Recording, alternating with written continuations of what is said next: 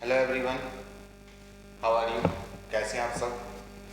जैसा कि आप देख रहे हैं हमारे YouTube channel BBC study classes, यहाँ पर आपको हर तरह की एनसीईआरटी बुक पर आधारित आपकी line by line, topic by topic her chapter को पढ़ाया जाएगा और समझाया जाएगा, और साथ में आपको हर एक जीव जंतु के प्रैक्टिकल कराए जाएंगे और उनके प्रैक्टिकल सिखाए जाएंगे।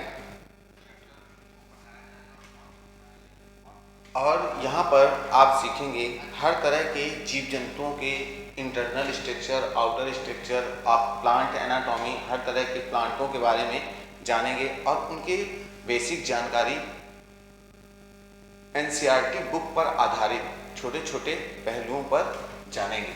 तो सबसे पहले हम जैसे कि बहुत कुछ इसमें हम प्राणी जगत के बारे में पढ़ रहे थे। प्राणी जगत के साथ साथ इसमें हमने बहुत से टॉपिक क्लियर कर लिए थे। आज हमको केचुए के बारे में पढ़ना था, केचुए के बारे में, और केचुए के बाद आपको मेंढक और कॉकरोच के बारे में भी पढ़ना है। जैसा कि हमने कहा था कि आपको हम मेंढक का प्रैक्टिकल करके दिखाएंगे, तो उसका लाइव जब भी वो टॉपिक आएंगे तो उसका आपको मेंढक का लाइव प्रैक्टिकल करके दिखाया जाएगा। और यदि अभी तक आप लोगों ने इसका एक प्रैक्टिकल हम करा चुके हैं तो अभी तक आप लोगों ने नहीं देखा है तो उसे जा करके आपकी प्लेलिस्ट में पड़ा हुआ है, वहाँ से आप इसको देख सकते हैं। तो चलते हैं, शुरुआत करते हैं।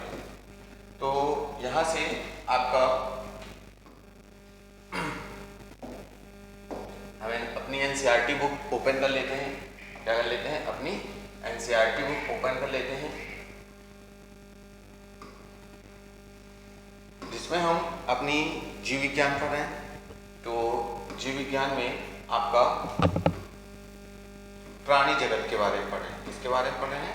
प्राणी जगत के बारे में। तो प्राणी जगत के बारे में जैसे हमने पढ़ा है, यहाँ थोड़ा सा बैठ कर लेते हैं। दूसरी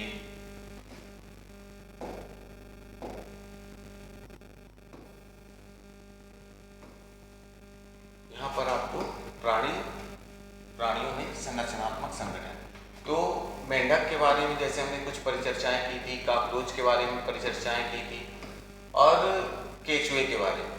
तो हमने केचुए की आंतरिक संरचना के बारे में पढ़ा था। किसके बारे में पढ़ा था? केचुए की आंतरिक संरचना के बारे में। यहाँ फिर से हम उसको देखते हैं और उसके बारे में line by line, topic by topics उनको पढ़ते हैं और समझते हैं। यहाँ पर ये कॉकरोच का स्ट्रक्चर दिया गया है आपके, ये अर्थ हुआ। तो यहाँ तक हमने केचुए की आंतरिक संरचना पढ़नी थी। क्या पढ़नी थी? केचुए की आंतरिक संरचना, जो इसके इंटरनल स्ट्रक्चर होता है, इसके बारे में जानेंगे कि इसके इंटरनल स्ट्रक्चर कैसा होता है, किस प्रकार से वर्क करता है, कैसे इसमें आपके ग्रासनली होती है, फेरिंग्स होती हैं, आपकी स्टमक होते हैं, सलाइवरी ग्लैंड्स होती हैं, इनके बारे में आपको लाइन बाय लाइन समझना है। तो यहाँ पर देखिएगा और आप लोग इसके बारे में समझिएगा।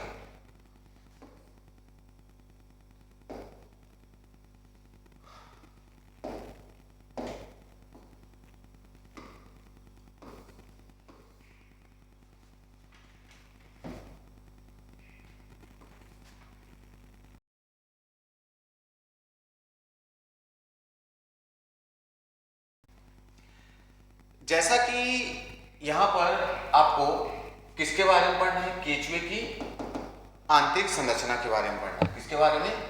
केचुए की आंतरिक संरचना, आकारिकी के बारे में, इंटरनल स्ट्रक्चर के बारे में पढ़ना है। तो समझिएगा केचुए का, जैसे हमने केचुए के बारे में पढ़ा था कि केचुआ आपका किस संघ का जीव है?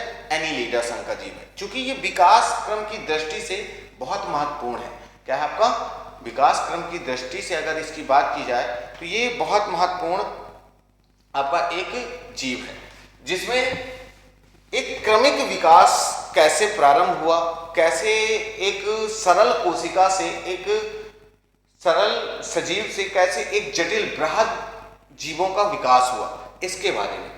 तो यहां पर हम केचुए का शरीर एक पतली अकोशिकीय परत से ढका होता है। इसका शरीर जो होता है एक पतली संरचना से, जो कि इसमें एक परत लिग्निन की बनी एक परत होती है, बहुत चिपचिपी होती है, जो इसे नम बनाए रखने का कार्य करती है।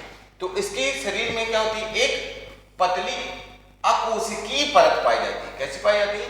जो कोशिकाओं से मिलकर नहीं बनी होती, वो अकोशिकीय कोशिका कहलाती है।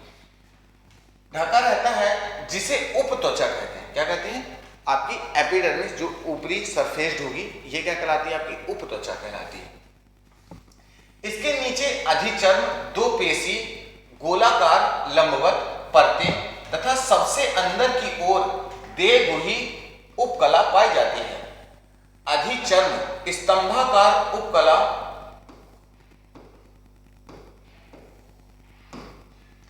उपकला कोशिकाओं की स्तर एक स्तर की बनी हुई होती है, जिसमें अन्य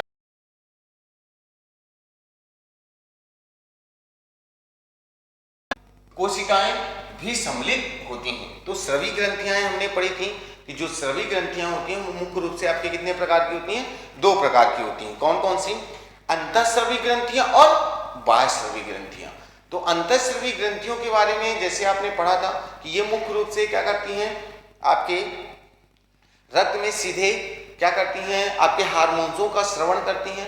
और जो बाह्यस्रवी ग्रंथियां होती हैं वो आपके बाह्य भागों पर किसका? एंजाइमों का श्रवण करती हैं। क्या करती हैं? एंजाइमों। अर्थात जो अंतःस्रवी ग्रंथियां होती हैं वो नलिका विहीन होती हैं, और जो आपकी कहां पर पाई जाती हैं? एंजाइम जो श्रवण करती हैं वो नलिका युक्त होती हैं। अर्थात बाह्यस्रवी जो ग्रंथियां होती हैं वो कैसी होती हैं? आपकी नलिका युक्त होती हैं। आहार नाल शरीर के प्रथम से अंतिम खंड तक एक लंबी सीधी नली के रूप में उपस्थित होती है। अर्थात जो इनकी आहार नाल होती है, क्या होती है? आपकी आहार नाल। ये जैसे हमने पढ़ा था, इनमें मुख्य रूप से आपके 100 से 120 खंड होते हैं। कितने खंड होते हैं? 120 खंड होते हैं। उन 120 खंडों में अग्रभाग से, कहां से? आपके अग्रभाग से लेकर के निचले हिस्से तक क्या होती है? इसकी आहार नाल फैली हुई होती है, जिसके कई भाग होते हैं, है ना। और आगे समझिएगा, प्रथम खंड पर उपस्थित मुख प्रथम से तृतीय खंड में फैली मुख गुहा होती है। तो जैसे हमने पढ़ा था कि जो प्रथम खंड होता है उसमें पूर्व मुख पाई जाती है, एक संरचना होती है जो कि आपकी मुख्य रूप से क्या करती है? मिट्टी में उपस्थित दरारों को हटाने और उसके अंदर बिल बनाने का कार्य करती है। क्योंकि हमने पढ़ा था कि जो केचुआ होता है वो आपका कैसा होता है? बिलहारी होता है। कैसा होता है? आपका बिलहारी होता है। बिलहारी मतलब आपका जो कहां पर रहता है? बिल बना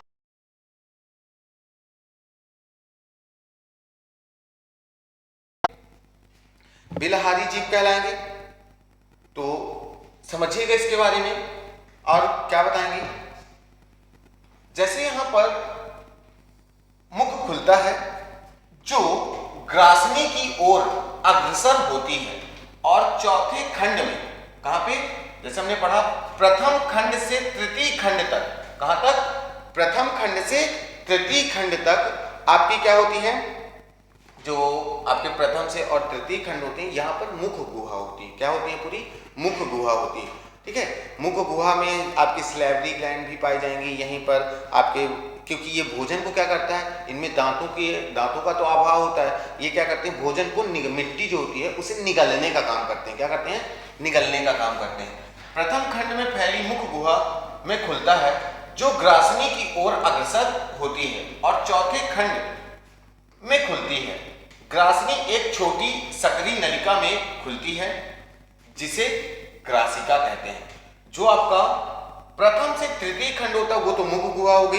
मुख गुहा के पश्चात चौथे खंड से, कहां से? चौथे खंड से आपकी क्या प्रारंभ होती है? ग्रसनी प्रारंभ हो जाती है, अग्रसर होती है और चौथे खंड में खुलती है। ग्रसनी एक छोटी सक्रिय नलिका में खुलती है, जिसे ग्रासिका कहते हैं। यह 5वें खंड से, तो ध्यान रखिएगा, जो ग्रसिका होती है यह 5वें खंड से 7वें खंड तक पाई जाती है। ग्रासनी जो होती है वो चौथे खंड में होती है। कहां पे होती है? केचुए में ग्रासनी कहाँ पाई जाएगी? चौथे खंड में पाई जाएगी। जबकि ग्रासिका कहाँ पाई जाएगी? आपके पांचवें खंड में, पांचवें से सातवें खंड में पाई जाएगी। कहाँ पाई जाएगी? आपके पांचवें से सातवें खंड में पाई जाएगी। तथा एक पेशी पोषणी पाई जाएगी जिसे हम गीजर्ड कहते हैं। यहां पर भोजन को क्या किया जाता है? जो केचुआ सूक्ष्म जीव कार्बनिक अकार्बनिक पदार्थों को एब्जॉर्ब कर रहा होता है, खा रहा होता है, तो उसका जड़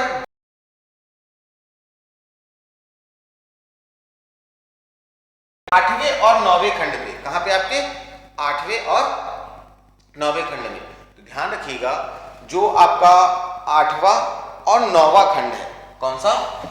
8वां और 9वां खंड है, उस खंड में तक ये फैली हुई होती है। जो पोषणी होती है, जो गीजर्ड होता है, वो मुख्य रूप से आपके 8वें और 9वें खंड में क्या होता है? फैला हुआ होता है।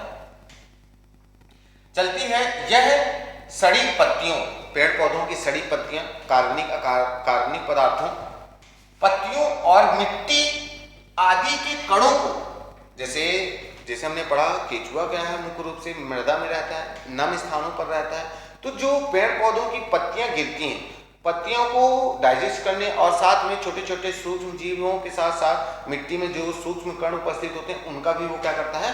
भक्षण करता है और उसे एब्जॉर्ब करता है, और छोटी छोटी अर्थात तो उसके शरीर में पूरा पोषण होता चला जाता है, और वो छोटी छोटी मिट्टियों की लीद के रूप में क्या करता है? उसका उत्सर्जन करता है। और आगे सुनिए, पीसने में मदद करती है। तो जैसे आपको हमने बताया था कि जो पोषणी होती है वो मुख्य रूप से 8वें और 9वें खंड में उपस्थित होती है। कहाँ पे उपस्थित होती है? 9वें और 8वें खंड से उपस्थित होती है, जो सड़ी गली पत्तियों तथा मिट्टी आदि का क्या करती है? भक्षण करने का कार्य करती है। और समझिएगा, यहाँ पर मिट्टी आदि के कणों को पीसने में मदद करती है। अमाशय 9वें से 14वें खंड तक स्थित होता है। जो इनका अमाशय होता है वो आपका कहाँ होता है? समझिएगा, अमाशय 9वें से 14वें खंड। जैसे यहाँ पर आप देख सकते हैं, 9वें से आपके 14वें खंड तक, यहां से यहां तक आपका क्या होगा? ये पूरा अमाशय पाया जाएगा। क्या पाया जाएगा? इनका अमाशय। तो ध्यान रखिएगा, जो पसीने में पीसने में मदद करती है, अमाशय 9वें से 14वें खंड तक स्थित होता है। केचुए का भोजन सड़ी गली पत्तियां और मिट्टी में मिश्रित कार्बनिक पदार्थों होते हैं। अमाशय में स्थित कैल्सीफेरस संधियां पाई जाती हैं। क्या पाई जाती हैं? कैल्सीफेरस संधियां पाई जाती हैं। जैसे आपने पढ़ा कि 9वें खंड से, कहां से? 9वें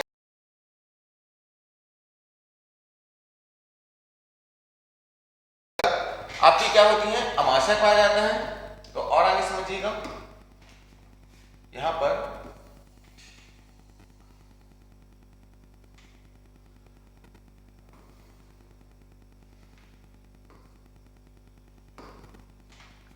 तो हमने क्या पढ़ा कि यह सड़ी पत्तियों और मिट्टी आदि के कणों को पीसने में मदद करती है। अमाशय 9वें से 14वें खंड में स्थित होता है। केचुए का भोजन सड़ी गली पत्तियां और मिट्टी में मिश्रित कार्बनिक पदार्थ होते हैं। अमाशय में स्थित कैल्सीफेरस, ध्यान रखिएगा कि जो केचुआ होता है, केचुए के अमाशय में किस प्रकार की? कैल्सीफेरस। कौन सी ग्रंथियां पाई जाती हैं? आपकी कैल्सीफेरस ग्रंथियां पाई जाती हैं, जो ह्यूमस में उपस्थित ह्यूमिक अम्लों को उदासीन बना देती है। क्या करती हैं? ध्यान रखिएगा कि जो अमाशय होता है, किसके? आपके अमाशय में, केचुओं के अमाशय में। किसके अमाशय में? केचुओं के अमाशय में क्या होती है? आपकी कैल्सीफेरस। कौन सी? कैल्सीफेरस ग्रंथियां होती हैं, जो ह्यूमस में उपस्थित ह्यूमिक अम्लों को उदासीन बना देती हैं। आत्र 15वें खंड से प्रारंभ होकर अंतिम खंड तक एक लंबवत नलिका के रूप में मिलती है। 26वें खंड में आंत्र से एक जोड़ी छोटी और शंक्वाकार आंतरिक अंधनाल निकली हुई होती है। यह अंत्र का विशिष्ट गुण जो कि 26वें खंड से प्रारंभ होता है तथा अंतिम 23 से 25वें खंड को छोड़कर आंत की पृष्ठ सतह में आंतरिक वलन भित्ति भंजन का पाया जाता है, जिसे अंतर्वलन कहते हैं। यह वलन आंत में अवशोषण के प्रभावी क्षेत्र में वृद्धि कर देता है। आहार नाल शरीर के अंतिम खंडों पर एक छोटे छिद्र के रूप में खुलती है। तो ध्यान रखिएगा, जो इसका 26वां खंड है, ये आपका देखिए यहाँ पे, ये इसका 26वां खंड है। तो 26वें खंड में क्या बोल रहा है समझिएगा यहां पर कि आपके लंबवत आंत्र 15वें खंड से प्रारंभ होता है। जो आपका आंत होती है, इनकी आंत होती है, वो 15वें खंड से प्रारंभ होकर अंतिम खंड तक एक लंबवत नलिका के रूप में मिलती है।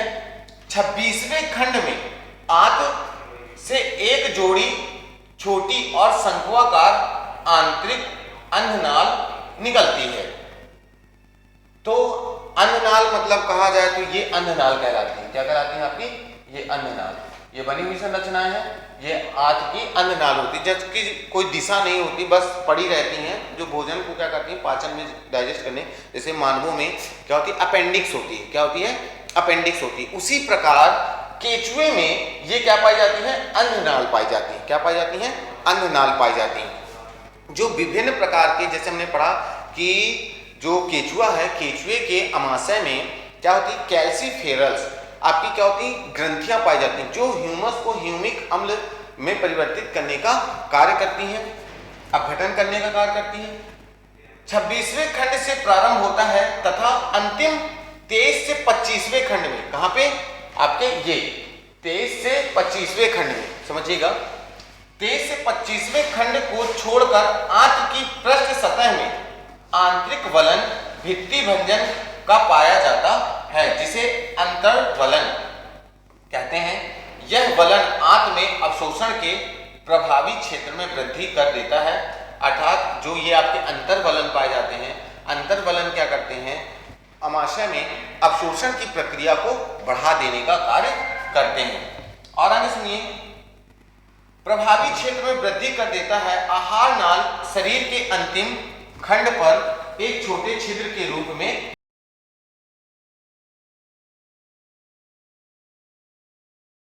पूर्ण मृदा को भोजन के रूप में निगलता है।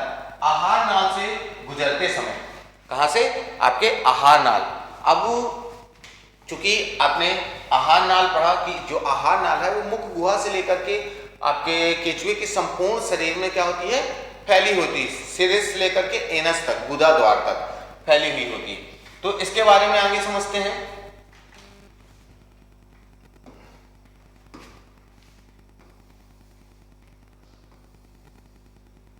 ये इसकी क्या दी गई है, समृद्ध परिसंचरण तंत्र दिया गया है कि किस प्रकार से इनमें रक्त का परिवहन होता है। ये आपकी क्या दर्शाई गई, ये वाली जो संरचना है बीच में जो दर्शाई गई है, ये क्या कहलाएगी, आहार नाल कहलाएगी। क्या कहलाएगी आपकी? आहार नाल। ये बीच में जो दर्शाई जा रही है ना, दिखाई दे रही है आपको, जैसे यहाँ पर देखिए और जूम कर देते हैं, ये वाली जो संरचना है, ये जो संरचना है बीच में, ये व्हाइट कलर की जो सर्कल दिखाई दे रही है, यहाँ पर समझिएगा,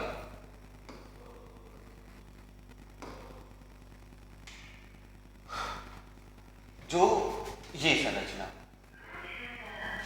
ये आपकी ये जो संरचना आई है, ये जो संरचना दर्शाई गई है यहाँ पे समझिएगा, ये जो है आहार नाल है। क्या है?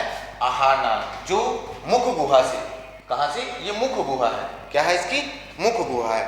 और ये मुख पुरुष कहलाती है, जो कि क्या करती है, मिट्टी को हटाने तथा उसे अंदर एब्जॉर्ब करने में मदद करती है। और आगे समझिएगा इनके बारे में, किनके बारे में, जैसे यहां पर आपका पाचक रस और एंजाइमों का स्राव, जो आपकी समृद्ध परिसंचरण तंत्र है, उनके बारे में समझते हैं।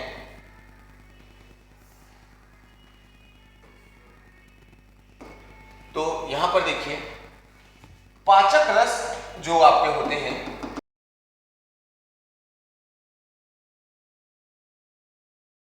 पदार्थों के साथ घुल मिल जाता है।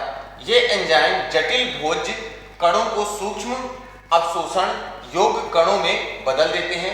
ये सरल अणु आहार नाल झिल्ली द्वारा अवशोषित करके उपयोग में लाए जाते हैं। तो जैसे हमने पढ़ा कि पाचक एंजाइम होते हैं, इनमें क्या होते हैं, पाचक एंजाइम होते हैं जो विभिन्न प्रकार के छोटे छोटे मिट्टी के कणों और कार्बनिक पदार्थों, पत्तियों के छोटे छोटे टुकड़ों को क्या करते हैं, अपघटित करने का कार्य करते हैं। जैसे आपका यहाँ पर क्या दिया है, फेरिटीमा। फेरिटीमा चूंकि ये इंडियन आर्थ्रोवॉर्म कहलाते हैं, केचुए कहलाते हैं। फेरिटीमा केचुआ का रुधिर परिसंचरण तंत्र बंद प्रकार का होता है, अर्थात इनमें जो परिसंचरण तंत्र होता है, जो परिवहन होता है, वो किस प्रकार का होता है, बंद प्रकार का होता है। कैसा होता है, बंद प्रकार का होता है। तो समझिएगा यहाँ पे आपका होता है जिसमें रुधिर वाहिकाएं, कोशिकाएं, हृदय होता है। जैसा कि बंद परिसंचरण तंत्र के कारण रुधिर का वेसल्स हृदय तथा रक्त वाहिनियों तक ही सीमित रहता है, अर्थात इनमें रक्त जो होता है वो बंद नलिकाओं में ही सीमित रहता है, उसके बाहर नहीं होता। क्योंकि जब हम कॉकरोच के बारे में पढ़ेंगे तो कॉकरोच में स्वतंत्र रूप से छोटे छोटे कक्ष पाए जाएंगे, चैम्बर पाए जाएंगे, जिन्हें कोटर कहा जाएगा। वहां पर रक्त स्वतंत्र रूप से प्रवाहित होगा।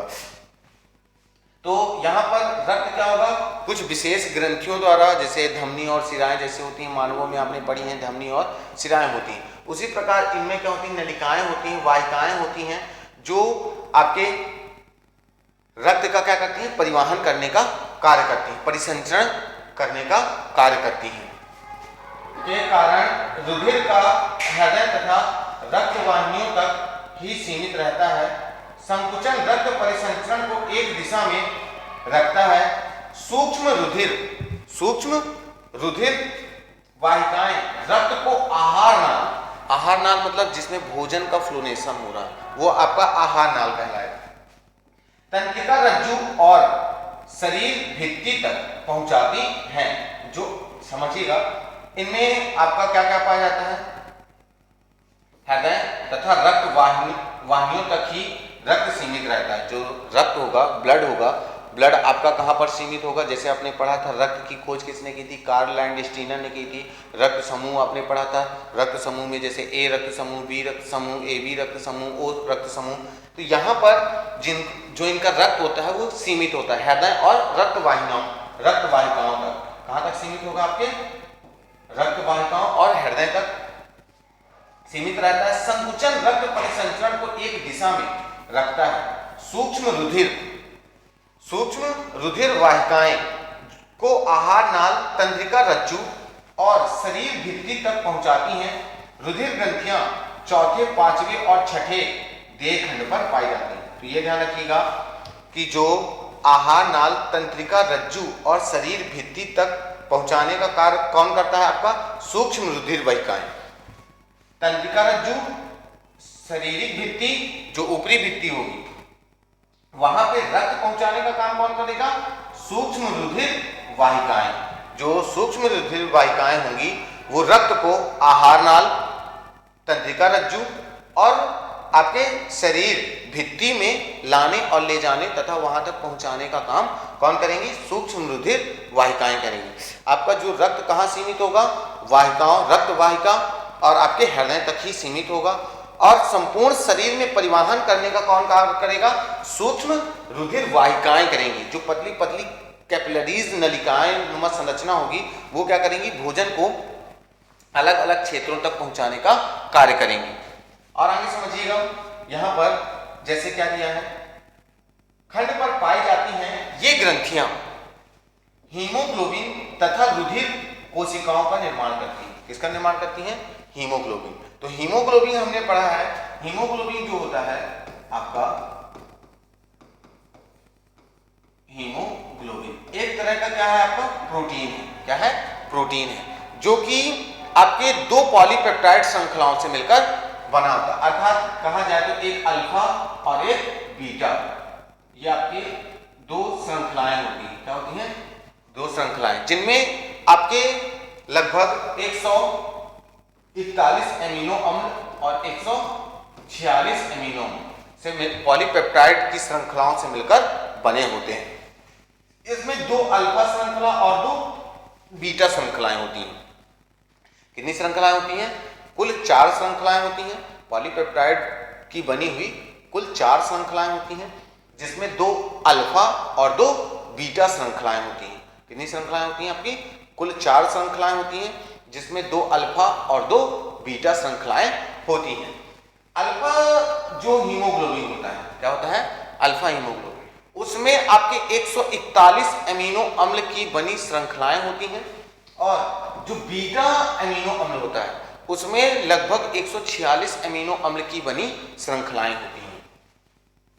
और आगे समझिएगा यहां पर, तो आपका पाई जाती है जो ये ग्रंथियां जो होती हैं हीमोग्लोबिन तथा रुधिर कोशिकाओं का निर्माण करती हैं। तो ध्यान रखिएगा कि जो रुधिर ग्रंथियां होती हैं, रुधिर ग्रंथियां कहां पाई जाती हैं? चौथे, पांचवें और छठे खंड में पाई जाती है। कहां पर पाई जाती है? आपके चौथे, ये चौथा खंड, पांचवा खंड और ये छठा खंड। यहां पर क्या पाई जाती है? आपकी रुधिर ग्रंथियां पाई जाती हैं जो चौथे, पांचवें और छठे देह खंड में पाई जाती है। ये ग्रंथियां हीमोग्लोबिन, तो कौन सी? रुधिर ग्रंथियां। कौन सी? आपकी रुधिर ग्रंथियां हीमोग्लोबिन तथा रुधिर कोशिकाओं का निर्माण करती हैं। किसका निर्माण करती हैं? रुधिर कोशिकाओं का निर्माण करती हैं। रुधिर प्लाज्मा में घुल जाती है। इनकी प्रकृति भक्षाणविक होती है, अर्थात जो इनका प्लाज्मा होता है इनमें कुछ मात्रा में क्या होती हैं? WBC, श्वेत रक्त कणिकाएं पाई जाती हैं, जो क्या करती हैं? आपके आए हुए हानिकारक पदार्थों या अन्य सूक्ष्म जीवाणु बैक्टीरिया का क्या करती हैं? भक्षण करती हैं और उन्हें डाइजेस्ट करने का कार्य करती हैं। तो ध्यान रखिएगा, जो रुधिर प्लाज्मा होती है वो क्या करती है? भक्षाणविक अर्थात WBC अर्थात हमारे शरीर में उपस्थित विभिन्न प्रकार के हानिकारक जीवाणु बैक्टीरिया का भक्षण करने का कार्य करती है। केंचुए में विशिष्टीकृत श्वसन तंत्र नहीं होता है, अर्थात इनमें देखा जाए तो श्वसन तंत्र जो होता है विशेष रूप से नहीं होता है। इनकी श्वसन जो होता है वो त्वचा के माध्यम से होता है। किसके माध्यम से होता है? त्वचा के माध्यम से। इनमें श्वसन की अगर बात की जाए तो श्वसन तंत्र जो होता है उसका अभाव होता है, नहीं होता है। गैसों का विनिमय शरीर की आर्द्र सतह से उनके रुधिर धारा से संपन्न होता है, अर्थात जो इनकी आर्द्र सतह होती है, त्वचा नम होती है, नम त्वचा होती है, उसके माध्यम से क्या होता है? गैसों का आदान प्रदान होता है। और आगे समझिएगा यहां पर,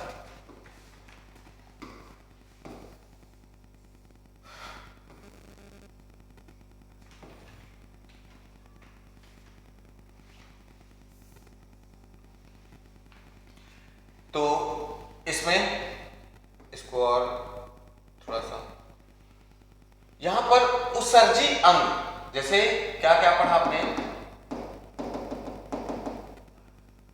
कि उत्सर्जी अंग खंडों में व्यवस्थित और आपके वलित नलिकाओं के बने होते हैं, जिन्हें वृक्क कहते हैं। क्या कहते हैं?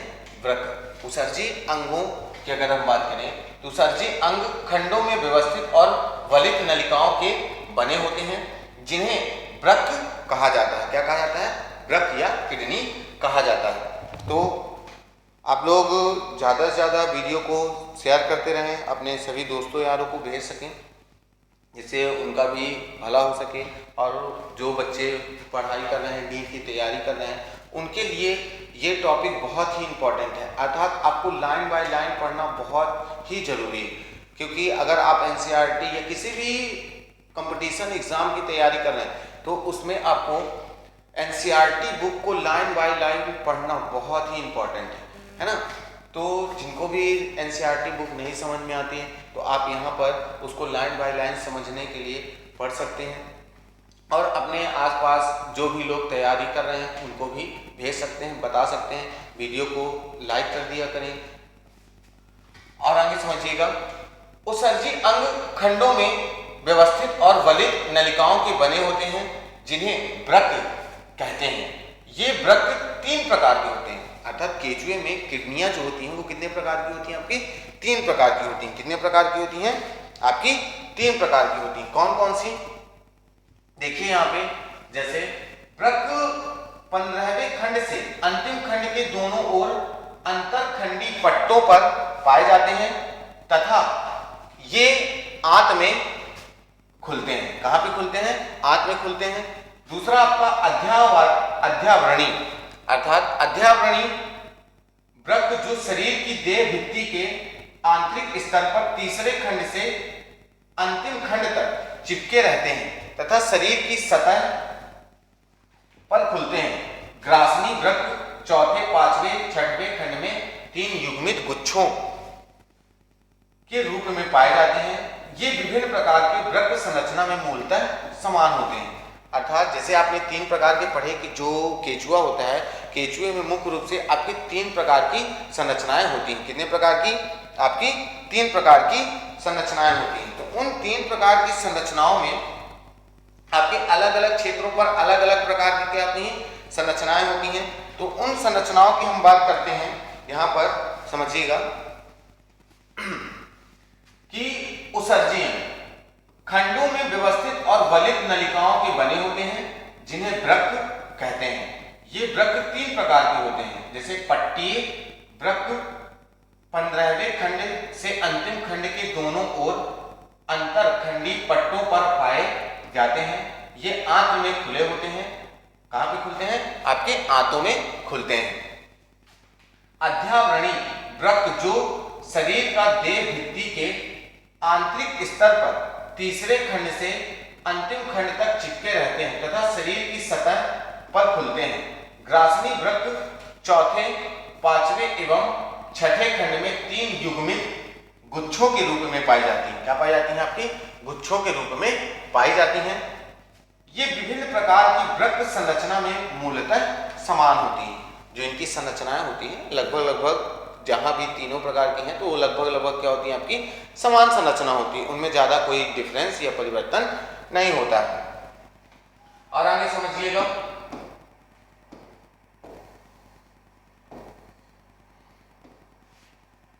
इसको थोड़ा सा जूम आउट कर लेते हैं।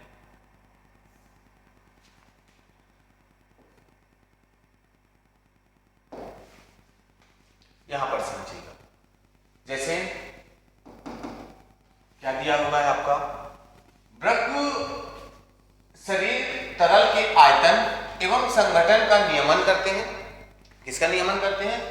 जो वृक्क होते हैं, जो किडनियां होती हैं। क्या होती हैं? किडनियां। वृक्क जो होते हैं, वृक्क शरीर तरल के आयतन एवं संगठन का नियमन करते हैं। जो हमारे शरीर में जैसे हमने पढ़ा है कि जो किडनियां होती हैं वो मुख्य रूप से क्या करती हैं? आपकी हीमोडायलिसिस की प्रोसेस का कार्य करती हैं। इसका कार्य करती हैं आपके हीमोडायलिसिस। हीमोडायलिसिस मतलब आपके रक्त को छानने तथा उनमें अशुद्धियों को दूर करने का कार्य करती हैं। तो यहाँ पर वृक्क शरीर तरल मतलब लिक्विड में फॉर्म में क्या है? आपका ब्लड है, रक्त है। चूंकि आपने पढ़ा कि जो केचुआ है, केचुए में हीमोग्लोबिन युक्त रक्त पाया जा रहा है, अर्थात हीमोग्लोबिन युक्त है तो उसमें आपकी हीम समूह, जैसे हमने पढ़ा था जो हीमोग्लोबिन होता है 2 समूह से मिलकर बनता है, एक हीम समूह और एक ग्लोबिन समूह। कौन सा समूह? एक हीम समूह और एक ग्लोबिन समूह। तो ये आपके 2 समूह होते हैं जिसमें से आपका हीमोग्लोबिन बना होता है। वृक्क कीपनुमा सिर से प्रारंभ होता है जो गुहिकी कक्ष में खुलता है। तो जैसे आपने गुहिकाएं पढ़ी, कैविटियां पढ़ी, जैसे आपने मुख गुहा पढ़ रखी है, वक्ष गुहा पढ़ रखी है, उदर गुहा पढ़ रखी है, ये गुहिकाएं। तो ऐसे आपके केचुए में क्या होती है? जो वृक्क होती है वो कीपनुमा होती है। कीपनुमा मतलब जैसे आपकी ये संरचना है और ये कीप, ये आपकी क्या कहलाएगी? कीपनुमा संरचना। तो इनकी जो वृक्क होते हैं वो कैसे होते हैं? कीपनुमा संरचना होती है जो गुहिकी कक्ष से अतिरिक्त द्रव का संचित कर लेती है। जो गुहिकी कक्ष में क्या करती है? अतिरिक्त द्रव जो होता है, अतिरिक्त मात्रा में, जैसे प्लाज्मा होती है तो हमने प्लाज्मा में पढ़ा कि प्लाज्मा क्या कर रही है? मुख्य रूप से केचुए में भक्षाणुओं का काम कर रही है। क्या कर रही है? भक्षाणु मतलब आए हुए हानिकारक पदार्थों का भक्षण करने का कार्य करती है। तो यहां पर समझिएगा, भाग से जुड़ा रहता है जो उत्सर्जित पदार्थों को छिद्र द्वारा शरीर से एकत्र कर आहार नाल से बाहर डालता है। तंत्रिका तंत्र मूलतः खंडी गुच्छिकाओं के रूप में दोहरी आधार तंत्रिका रज्जु पर व्यवस्थित होती है। बहुत सी तंत्रिका, कौन सी? बहुत सी तंत्रिका कोशिकाएं इकट्ठी होकर गुच्छिका का निर्माण करती हैं अग्र सिरे पर। इनके कहां पर? अग्र सिरे पर।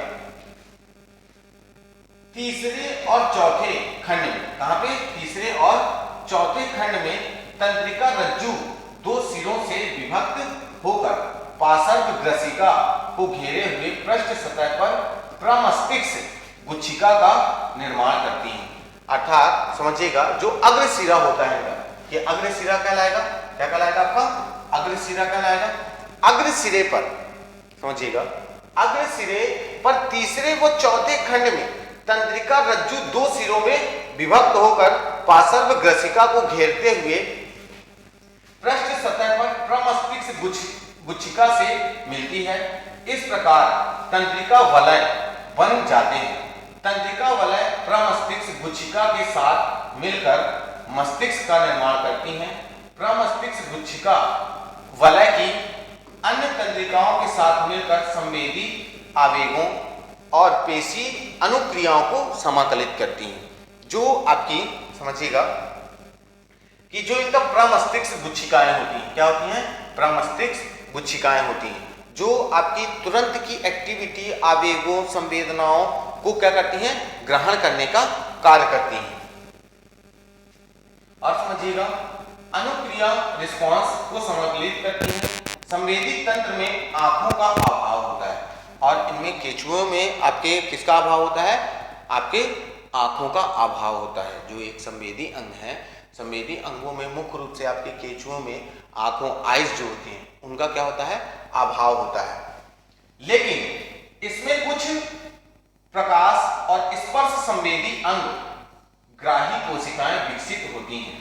अर्थात किसी भी चीज को ये क्या करते हैं? स्पर्श करके उसे जान सकते हैं, पहचान सकते हैं और उसके बारे में बता सकते हैं। और उससे अगर कोई गर्म है, ठंडा है, तो वहां से कैसे दूर जाना है, वहां पर नहीं रहना है, तो कहाँ पर भोजन उपलब्ध है, कहाँ पर भोजन उपलब्ध नहीं है, कहाँ पे नमी है और नमी नहीं है, वहां पर वो क्या करते हैं? गमन करने का कार्य करते हैं। जो प्रकाश की तीव्रता के अंतर को महसूस कर सकते हैं तथा पृथ्वी के कंपन को भी महसूस कर लेते हैं। केंचुए में विशेष प्रकार के रसायन संवेदी अंग स्वादग्राही मतलब स्वाद ग्रहण करने की ग्रंथियां, जैसे आपकी जीभ होती है ना, क्या होती है? जीभ। तो जीभ में अग्र भाग पर, जीभ के अग्र भाग पर मीठे का स्वाद होता है। किसका स्वाद होता है? मीठे की स्वाद कलिकाएं पाई जाती हैं। और पार्श्व भाग पर क्या होती है? कड़वे की स्वाद कलिकाएं पाई जाती है। जैसे आप कोई चीज खाते हो तो कड़वा है, मीठा है, अगर कोई चीज कड़वी है तो बाद में पता चलती है कि वो कितनी कड़वी है। पहले तो आप खा लोगे आसानी से, लेकिन बाद में पता चलता है कि ये इतनी कड़वी है, तो उसे आप क्या करते हो? जल्दी से उगल देते हो।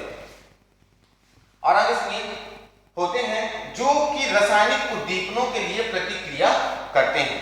ये संवेदी अंग कृमि के अग्रभाग में पाए जाते हैं। ये सभी जो अंग हैं, मुख पुरु जो क्षेत्र होता है, वहां पर ये क्या होते हैं? सर्वाधिक मात्रा में पाए जाते हैं। तो यहां पर समझिएगा, जैसे आपका क्या दिया हुआ है?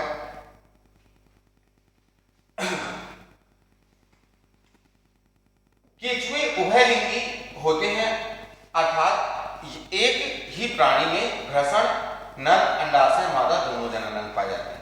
तो केंचुए कैसे होते हैं? आपके उभयलिंगी होते हैं। कैसे होते हैं? उभयलिंगी होते हैं, जिसमें एक ही केंचुए पर आपका नर तथा मादा दोनों जनन अंग क्या होते हैं? उपस्थित होते हैं, मिलते हैं। इनमें से 10वें व 11वें खंड में दो जोड़ी घर्षण पाई जाती है। कहां पर? जो केंचुआ होता है, केंचुए के घर्षण कहां पाए जाते हैं? आपके 10वें और 11वें खंड में। कहां पर? दो जोड़ी पाए जाएंगे। दो जोड़ी मतलब टोटल आपके कितने पाए जाएंगे? दो जोड़ी बता रहा है ना, तो दो जोड़ी मतलब टोटल 4 घर्षण पाए जाएंगे। कितने घर्षण पाए जाएंगे? 4 घर्षण, जिसमें 2 10वें जोड़ी में और 2 11वें जोड़ी में। ठीक है, अर्थात आपके टोटल 4 घर्षण पाए जाएंगे होते हैं, जैसे कि चित्र 1 आपके 1:3 में दर्शाया गया है। तो यहां पर और आगे समझते हैं। इनकी इसकी शुक्र वाहिकाएं 18वें खंड में पाई जाती हैं। जो शुक्र वाहिकाएं होती हैं, जो शुक्राणुओं का क्या करती हैं, परिवहन करने का कार्य करती हैं, वो मुख्य रूप से कहाँ पाई जाती हैं, आपके 18वें खंड में पाई जाती हैं। 18वें खंड में की बात करें तो यहाँ पर आपका खंड तक पाई जाती है जहां ये प्रोस्टेट वाहिका, कहां पर, प्रोस्टेट, ये आपकी प्रोस्टेट ग्रंथियां दी गई हैं। क्या दी गई हैं, प्रोस्टेट ग्रंथियां। ये आपकी घर्षण वाहिनियां, प्रोस्टेट तथा आपकी संरचनाएं दी गई हैं। तो ये घर्षण वाहिनियां कहलाती हैं। क्या कहलाती हैं, घर्षण वाहिनियां। ये प्रोस्टेट ग्रंथियां कहलाती हैं। क्या कहलाती हैं, आपकी प्रोस्टेट ग्रंथियां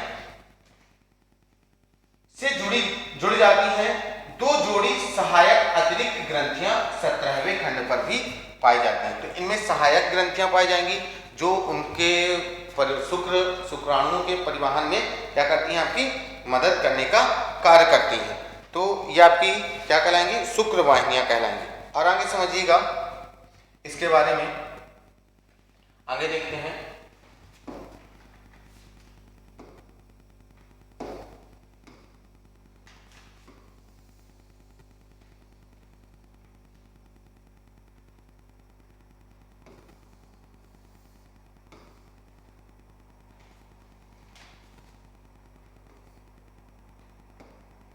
तो जैसे आपने क्या पढ़ा कि केचुआ क्या होता है, आपका उभयलिंगी प्राणी। क्या है, उभयलिंगी प्राणी है, होते हैं, अर्थात एक ही प्राणी में भ्रषण एवं अंडाशय मादा दोनों जनन अंग मिलते हैं।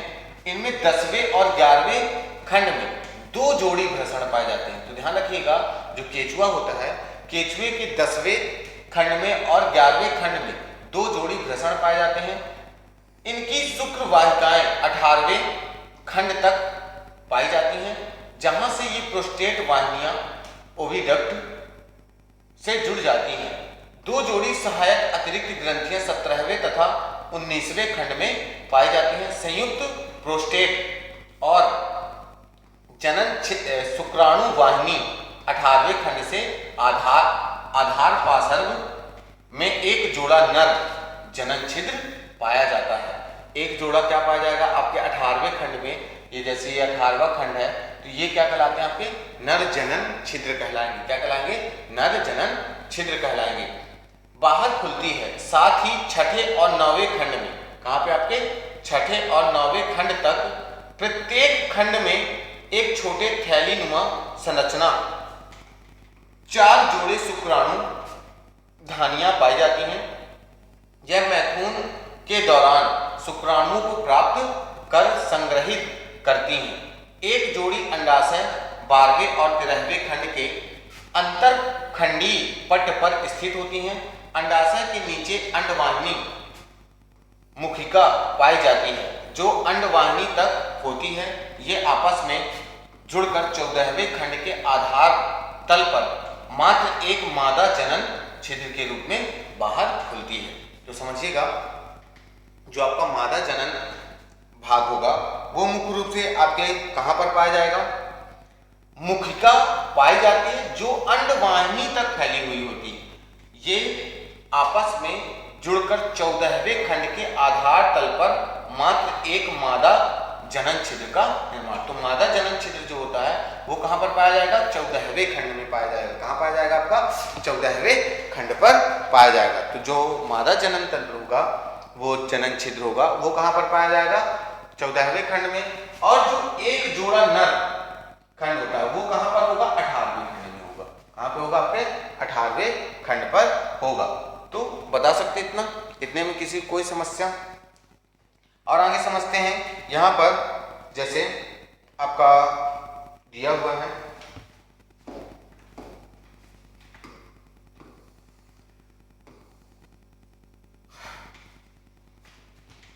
शुक्राणुओं के आपस में आदान प्रदान की प्रक्रिया।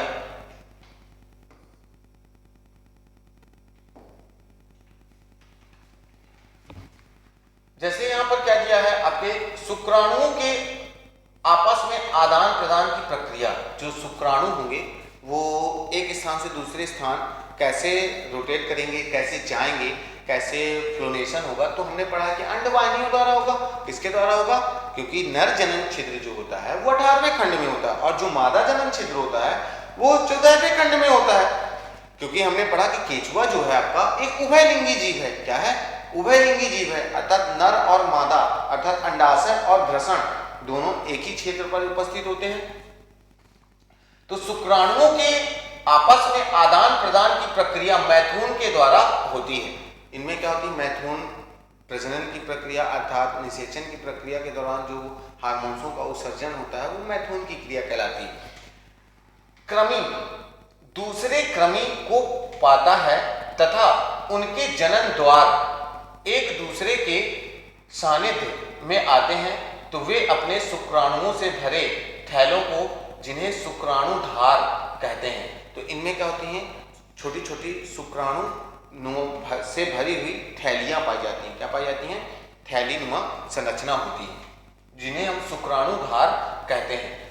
बदल लेते हैं, पर्णिका की ग्रंथि को कोशिका द्वारा कोकून, यहाँ पर क्या बनता है? कोकून, छोटे छोटे जो थैलियां नुमा संरचना होती है जिनमें बहुत हायर क्वांटिटी में क्या होते हैं? आपके शुक्राणु भरे हुए होते हैं, उसे हम क्या कहते हैं?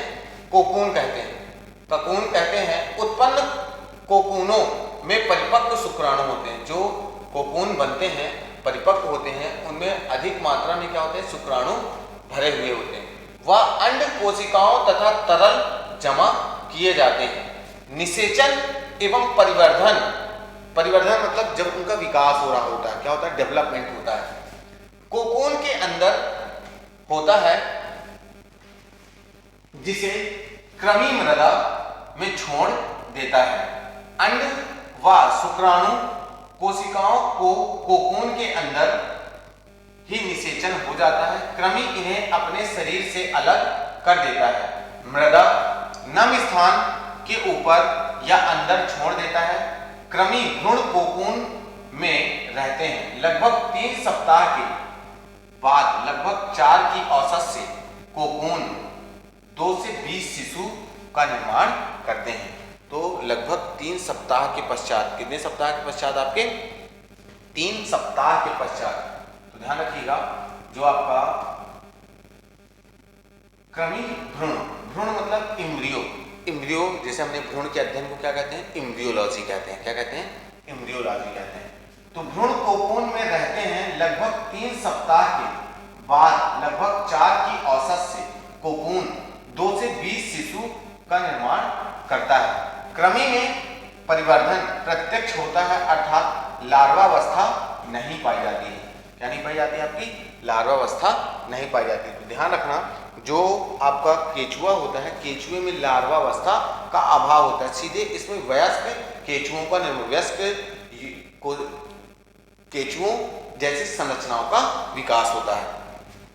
और आगे समझते हैं। यहाँ पे केचुआ किसानों का मित्र कहलाता है। क्या कहलाता है आपका? केचुआ किसानों का मित्र कहलाता है।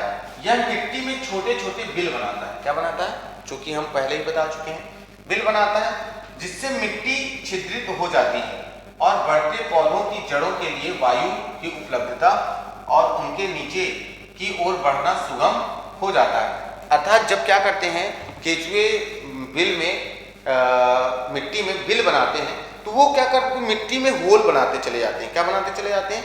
होल बनाते चले, जिससे ऑक्सीजन का प्रॉपर उसमें क्या होता है? फ्लोनेशन होता है, प्रवाह होता है, जिससे पौधे उस ऑक्सीजन को क्या करते हैं? आसानी से एब्जॉर्ब कर लेते हैं। और मिट्टी खोखली होने के कारण उनमें जड़ें जो होती हैं बहुत तीव्र गति से वृद्धि करती हैं। क्या करती हैं? बहुत तीव्र गति से करती हैं, जिससे पौधे को प्रॉपर रूप से पानी, वायु और खनिज लवण आसानी से उपलब्ध मिलते हैं, आसपास के एरिया से प्राप्त कर लिए जाते हैं, जिससे पौधे को क्या होती है? बहुत तीव्र गति से वृद्धि करने में मदद मिलती है। उपजाऊ बनाने की विधि या मिट्टी की उर्वरक शक्ति बढ़ाने की विधि को कृमि कंपोस्ट खाद निर्माण कहते हैं। केचुए मछली पकड़ने के लिए प्रलोभ के रूप में प्रयोग में भी लिए जाते हैं। कॉकरोच, अब आपके जो केचुए होते हैं, केचुओं का उपयोग मुख्य रूप से मछली पकड़ने के लिए भी इनका उपयोग किया जाता है। और जैसे आपने पढ़ा कि केचुए मुख्य रूप से क्या होते हैं, किसानों के मित्र होते हैं। यह मिट्टी में छोटे छोटे बिल बनाते हैं जिससे मिट्टी छिद्रित हो जाती है और बढ़ते हुए पौधों की जड़ों के लिए वायु की उपलब्धता और उनके नीचे की ओर बढ़ना सुगम बनाते हैं। इस प्रकार केचुए द्वारा मिट्टी को उपजाऊ बनाने की विधि या मिट्टी की उर्वरक शक्ति बढ़ाने की विधि को भी कृमि कंपोस्ट खाद निर्माण करते हैं। मछली पकड़ने के लिए प्रलोभ के रूप में प्रयोग में भी लाए जाते हैं। और आपको ये सूचित कर रहे हैं कि आपकी अगली जो क्लासें होंगी, आपकी क्लास 11th की तो आपके 10 बजे से ही प्रारंभ रहेंगी, किंतु अगले नेक्स्ट वीक से आपके क्लास 12th की केमिस्ट्री और बायोलॉजी की भी क्लासें प्रारंभ होने जा रही हैं। तो आप ज़्यादा से ज़्यादा लोगों को जो बोर्ड एग्जाम की तैयारी कर रहे हैं उनकी क्लासें स्टार्ट होने जा रही हैं। तो बेसिक रूप से जो भी इम्पॉर्टेंट क्वेश्चन होंगे एंड ऑब्जेक्टिव, सबसे महत्वपूर्ण है ऑब्जेक्टिव, तो यहाँ पर ऑब्जेक्टिवों की तैयारी कराई जाएगी। और मोस्ट इम्पॉर्टेंट जो कि एग्जाम की दृष्टिकोण से बहुत ही महत्वपूर्ण प्रश्न हैं उनके बारे में भी क्या यहाँ पर एक्सप्लेनेशन और उन्हें समझाया जाएगा। तो आप ज़्यादा से ज़्यादा लोगों तक इसे भेजें जो बोर्ड एग्जाम की तैयारी कर रहे हैं, उनको भी बताएं, जिससे उनका भी अच्छा हो सके और वो अपने अच्छे परीक्षा परिणाम की ओर अग्रसित हो सकें। तो आज हम अपनी क्लास यहीं पर समाप्त करते हैं। कल मिलते हैं। आपकी रात शुभ हो, आपको आपके सभी सपने पूर्ण हो, सभी लक्ष्य आप आसानी से प्राप्त कर सकें और निरंतर आप इसी प्रकार अपने लक्ष्यों की ओर अग्रसित रहें। तो शुभ रात्रि सभी को।